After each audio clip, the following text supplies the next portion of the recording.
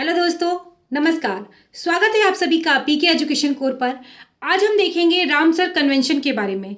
Last lecture में मैंने आपको बताया था कि महाराष्ट्र की लोनार झील और आगरा के सुर सरोवर को शामिल किया गया है रामसर कन्वेंशन की साइट में। तो आज हम जानते हैं कि रामसर कन्वेंशन आखिर है क्या और क्यों इतना महत्वपूर्ण है। ये एग्जाम की दृष्टि से भी बहुत ही महत्वपूर्ण टॉपिक है। यहाँ से अक्सर कर क्वेश्चंस पूछे जाते हैं। तो बिना देर किए हुए हम शुरू करते हैं और जानते हैं कि रामसर कन्वेंशन आखिर क्या है। देखिए, रामसर आर्द्रभूमि समझौते पर 2 फरवरी 1971 को विश्व के विभिन्न देशों ने ईरान के रामसर में दुनिया के वेटलैंड के संरक्षण हेतु एक संधि पर हस्ताक्षर किए थे। वो कौन सी संधि थी जिस पर हस्ताक्षर किए थे? तो वो थी रामसर कन्वेंशन के नाम से ही उसको जाना गया। 2 फरवरी 1971 को।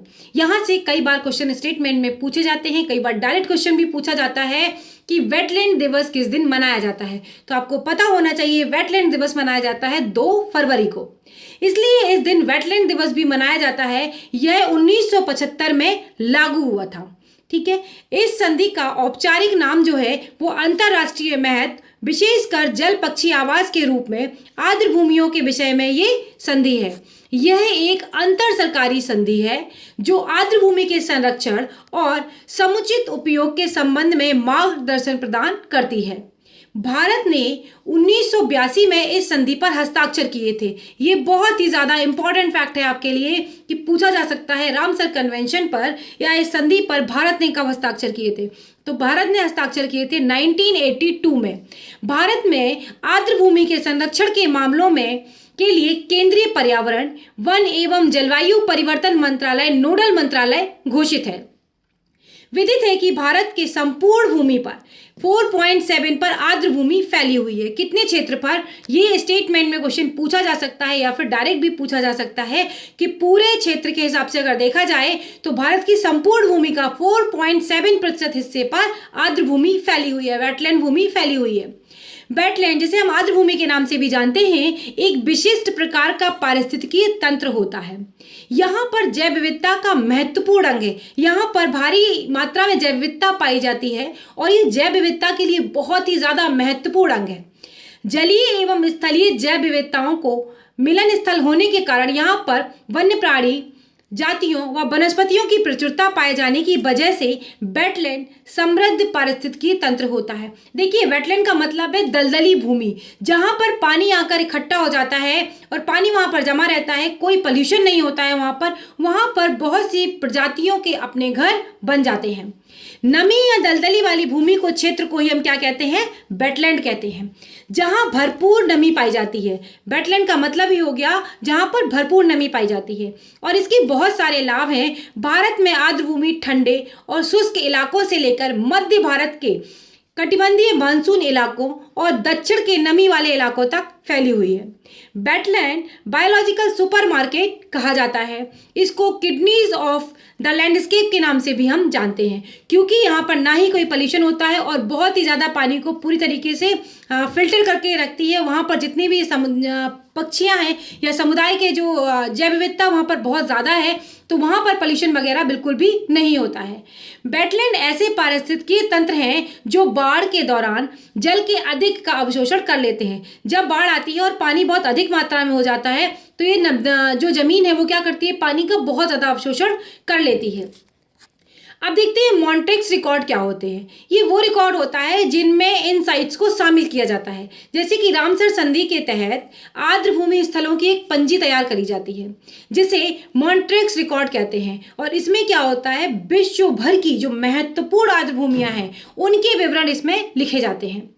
इसमें यह भी दर्शाया जाता है कि तकनीकी विकास, प्रदूषण अथवा अन्य मानवीय हस्तक्षेप से किन आर्द्र भूमियों पर पर्यावरणिक परिवर्तन हो रहे हैं या फिर होंगे या फिर वो आगे आने वाले टाइम में हो जाएंगे, तो किस तरीके से इन भूमि पर इम्पैक्ट पड़ रहा है।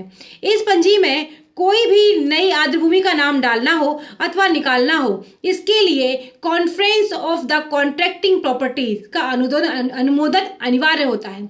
मॉन्ट्रिक्स रिकॉर्ड रामसर सूची के अंग के रूप में संधारित है। अब देख लेते हैं कुछ रामसर स्थल की जो महत्वपूर्ण सूचियां हैं। कई बार यूपीएससी में से क्वेश्चंस पूछे गए हैं कि 4 या 5 साइट्स दे देंगे और आपको पता नहीं होगा तो आप गलत टिक करेंगे आंसर को, और इसमें पूछते हैं कि कौन कौन सी साइट्स रामसर में सम्मिलित हैं। तो कुछ देख लेते हैं हम। जम्मू कश्मीर से अगर शुरू करें तो जम्मू कश्मीर में होकेरा, सूरीनसर और सोमोरिरी और बुलर झील है। अब अगर हिमाचल की बात करते हैं तो चंद्रताल, आर्द्रभूमि, पोंग बांध झील और रेणुका आर्द्रभूमि।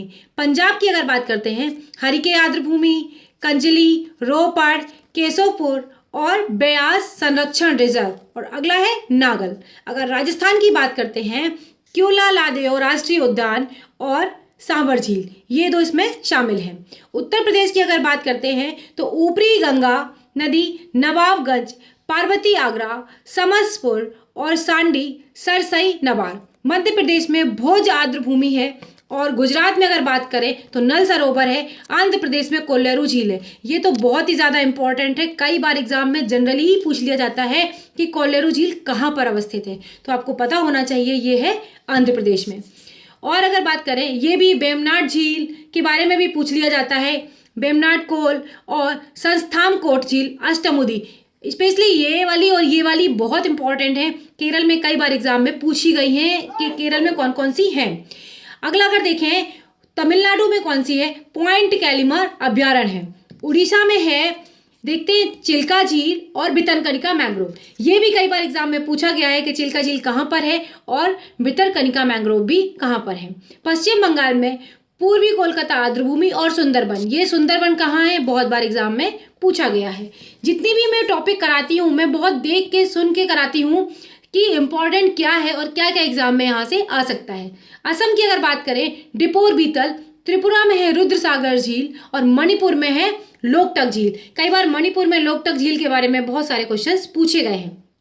और अगर महाराष्ट्र की बात करते हैं नंदुर मंदेवेश्वर, ये महाराष्ट्र में है। तो ये पूरा वीडियो था जो मैंने आपको बताया पूरा कि रामसर कन्वेंशन क्या है और किस तरीके से इसमें संधियां हैं, किस तरीके से भारत ने कब हस्ताक्षर किए। तो वीडियो अगर अच्छा लगा हो तो प्लीज़ लाइक कर दीजिएगा, शेयर कर दीजिएगा, और अगर अभी तक आपने सब्सक्राइब नहीं किया है मुझे तो प्लीज़ चैनल को सब्सक्राइब करिए, बेल आइकन को प्रेस करिए, ताकि जब भी मैं कोई नया वीडियो डालूँ आप हमेशा हमसे जुड़े रहें। अगले वीडियो में फिर मिलेंगे दोस्तों। बाय बाय, नमस्कार।